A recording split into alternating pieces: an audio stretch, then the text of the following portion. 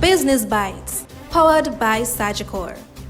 Hello, I'm Andrew Laidley with your Business Bites. General Manager for Hugo Jamaica, Alisa Muyong, indicates that the company is looking to launch its new bill payment service at the start of February 2022.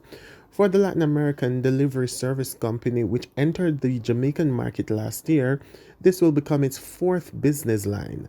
Muyong said that Hugo is currently evaluating other territories in the island for expansion in 2022 and expects to roll out full services in an additional 2 parishes before year end. Chicken producers are continuing to object to a plan outlined by the Ministry of Agriculture and Fisheries to temporarily suspend tariffs on leg quarters so that Jamaicans can buy chicken meat at cheaper prices. Ian Persad, Vice President of Finance at Jamaica Broilers Group, has indicated that increased import of leg quarters, as proposed earlier this week, would be tantamount to building the chicken industry in the United States, while causing the local industry to fail.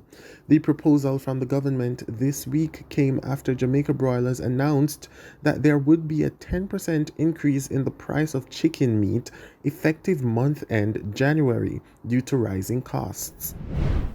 And those are your Business Bites. I'm Andrew Laidley. Business Bites, powered by Sagicor.